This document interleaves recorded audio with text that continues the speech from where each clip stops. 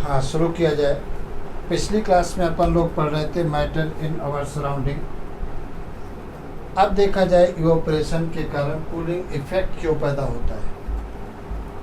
तुम्हें अच्छे से मालूम है, जैसे गर्मियों के दिनों में तालाब के पास से निकले या किसी कैनाल के पास से निकले, नहर के पास से निकले, तो वहाँ पर आपको ठंडी लगती है। या नदी के पास से निकले तो कब वहाँ का एरिया आपको ठंडा लगता है। क्यों ठंडा लगता है? उसका रीज़न देखा जाए क्या होता है। पानी क्या काम करता है? तालाब का पानी सराउंडिंग एरिया से हीट को क्या करता है? एब्जॉर्ब करता है। जब चारों तरफ की एरिया से वाटर हीट को एब्जॉर्ब करेगा तो चारों तरफ की एरिया क्या हो जाएगी? ठंडी हो जाएगी। और पानी की लेटेंट हीट क्या हो जाएगी? बढ़ जाएगी। और जब लेटेंट हीट बढ़ जाएगी तो पानी क्या होगा? इवोपरेट होगा। बात समझे? मैंने क्या बताया कि इवोपरेशन के कारण क्यों ठंडा हमको प्रतीत होता है, क्योंकि सराउंडिंग एरिया से वाटर क्या काम करता है? हीट को एब्जॉर्ब करता है। जब सराउंडिंग एरिया से हीट को एब्जॉर्ब करता है तो सराउंडिंग एरिया कैसी हो जाएगी? कूल हो जाएगी और वाटर की लेटेंट हीट बढ़ जाती है और वाटर लिक्विड से वेपर फॉर्म में कन्वर्ट हो जाता है। मैंने बताया है लेटेंट हीट वो हीट होती है जो मैटर की स्टेट को चेंज कर देता है, लेकिन टेम्परेचर को घटने बढ़ने नहीं देता है। केवल मैटर की स्टेट को चेंज कर देता है। ये बात तुमको मैंने बताया। दूसरी बात देखा जाए, गर्मियों के दिनों में कॉटन के कपड़े पहने जाते हैं। क्यों? देखा जाए क्या होता है, गर्मियों में पसीना भी बहुत निकलता है, स्वेट का सिक्रीशन भी काफ़ी होता है। कॉटन के कपड़े स्वेट को एब्जॉर्ब करते हैं और स्वेट के जब कॉटन के कपड़े स्वेट को, पसीनों को एब्जॉर्ब करेंगे, जब एब्जॉर्ब करते हैं तो बॉडी हमारी कैसी हो जाएगी? कूल हो जाएगी। और कॉटन के कपड़े से स्वेट धीरे धीरे इवोपरेट होता रहता है। मतलब इवोपरेशन एक ऐसी प्रोसेस है, एंडोथर्मिक प्रोसेस है। एंडोथर्मिक प्रोसेस का मतलब मैंने बताया है, जिसमें एनर्जी का यूज होता है। उस प्रोसेस को क्या कहते हैं? एंडोथर्मिक प्रोसेस कहते हैं। तो इस प्रकार से इवोपरेशन के द्वारा कूलिंग इफेक्ट पैदा होता है, जो तुमको मैंने बताया है। देखा जाए सामान्य रूप से मैटर की 3 स्टेट मैंने बताया था, सॉलिड, लिक्विड और गैस। 2 स्टेट और डिस्कवर्ड की गई हैं। और किसने डिस्कवर्ड किया है? बॉस, एक प्लाज्मा है और दूसरा आइंस्टीन। क्या है? Boss Einstein condensate. मतलब एक स्टेट चौथी कौन सी है? प्लाज्मा। और 5वीं कौन सी है? Boss Einstein condensate. ये 2 प्रोसेस और डिस्कवर्ड की गई है। तो मैटर की 3 स्टेट के अलावा, सॉलिड, लिक्विड और गैस के अलावा, प्लाज्मा नई स्टेट डिस्कवर्ड की गई है और बॉस आइंस्टीन कंडेंसेट एक मैटर की स्टेट है, वो डिस्कवर्ड की गई है। अब प्लाज्मा के बारे में देखा जाए, तो देखा जाए क्या होता है। सन क्या होता है? ग्लो करता है ड्यूरिंग द डे। मतलब the sun glows during the day while stars shine during the night. Sun जो है सूर्य के समय दिन के समय चमकता है और स्टार क्या होते हैं? नाइट के समय चमकते हैं। These sun and star glow because of the presence of plasma in them. मतलब ये जो सन है, स्टार है, इनके अंदर प्लाज्मा प्रेजेंट होने के कारण ये इसीलिए ये ग्लो करते हैं, चमकते हैं। The plasma is created in star because of very high temperature. Plasma क्यों क्रिएट होता है स्टार के अंदर? क्योंकि बहुत ज़्यादा टेम्परेचर होता है। Plasma is a mixture of, plasma किसका मिक्सचर है? Free electron and ions. तो क्वेश्चन पूछ सकते हैं प्लाज्मा किसका मिक्सचर है? तो फ्री इलेक्ट्रॉन और आयंस का मिक्सचर है, which is responsible for the glow और साइन। और यही फ्री इलेक्ट्रॉन और आयन रिस्पॉन्सिबल होते हैं ग्लो और साइन के लिए। The fluorescent tube and neon sign bulbs consist of plasma. Fluorescent tube जो होती है, नियॉन साइन बल्ब जो होते हैं, वो भी किसके बने होते हैं? प्लाज्मा के बने होते हैं.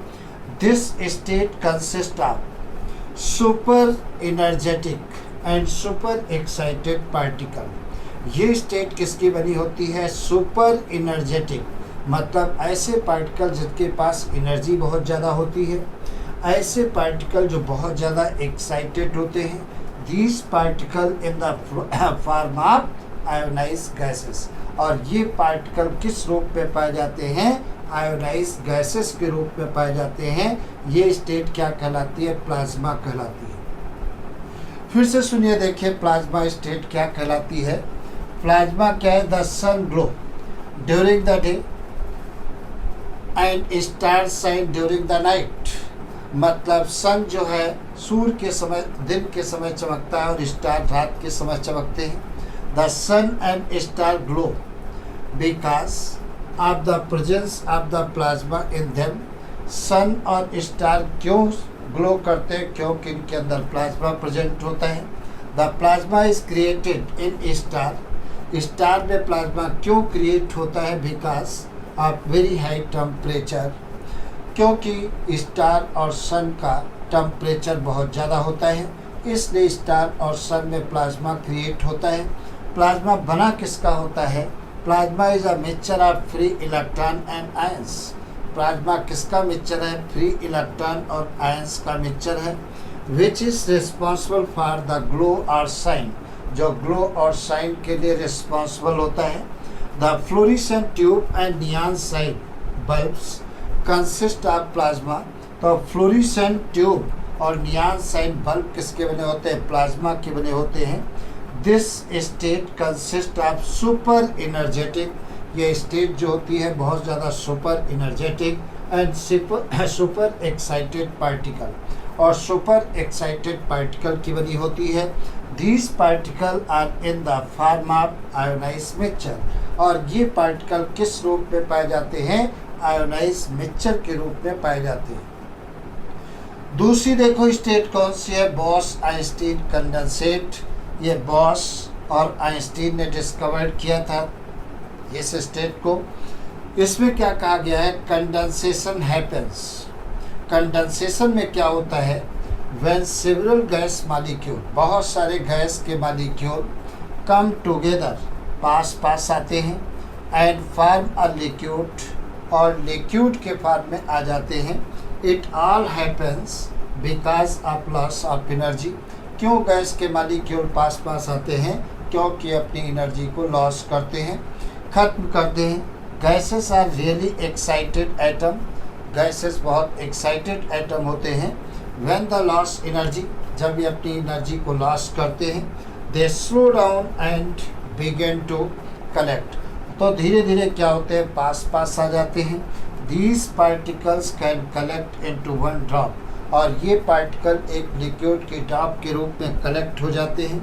Water condense on the can lid of your pots when you boil water.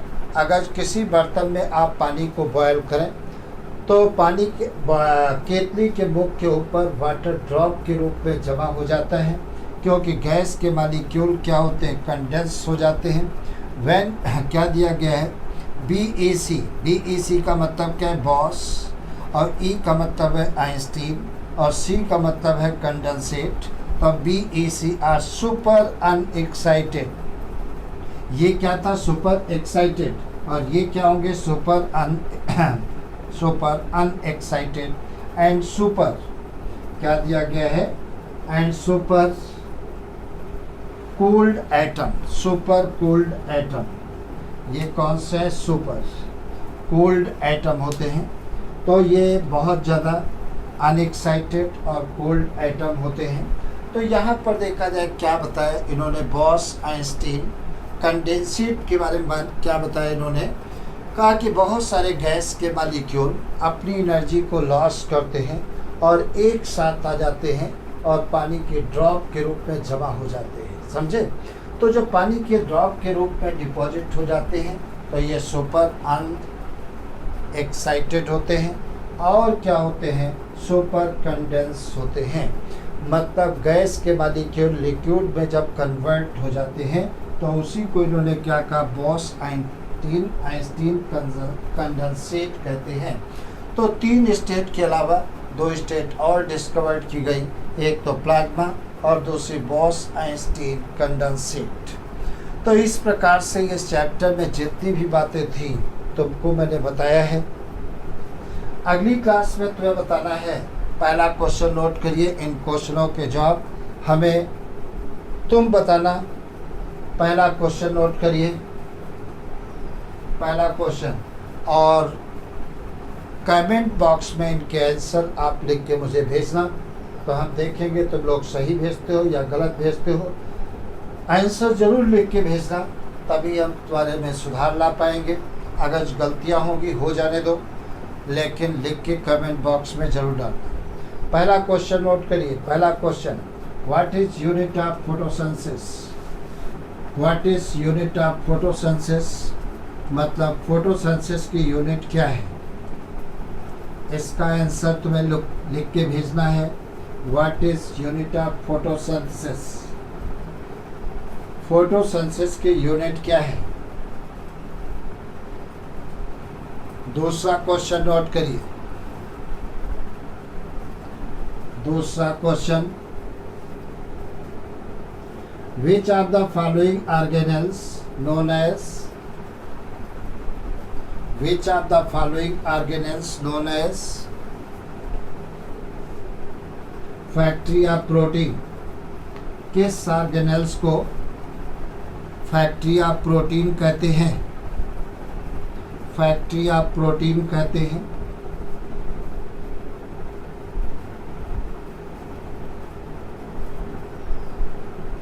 अगला क्वेश्चन, अगला क्वेश्चन,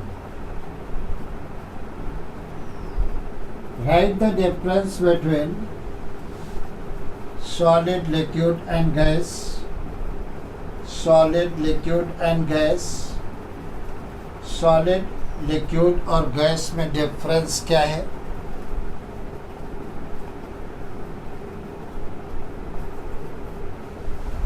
सॉलिड लिक्विड और गैस में डिफरेंस क्या है?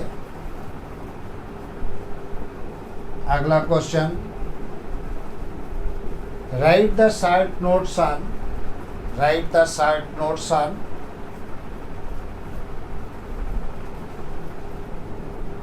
sublimation, sublimation,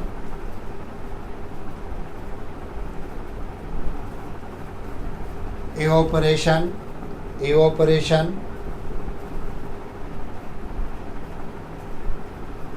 condensation, evaporation, condensation।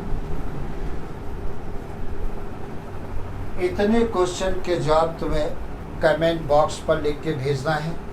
हम देखेंगे जो गलतियां होंगी उनमें हम सुधार करेंगे। अब हर क्लास के बाद 5 क्वेश्चन हम तुमको दिया करेंगे होमवर्क के लिए, जैसे तुम्हारी साइंस बहुत अच्छी हो जाएगी, समझे?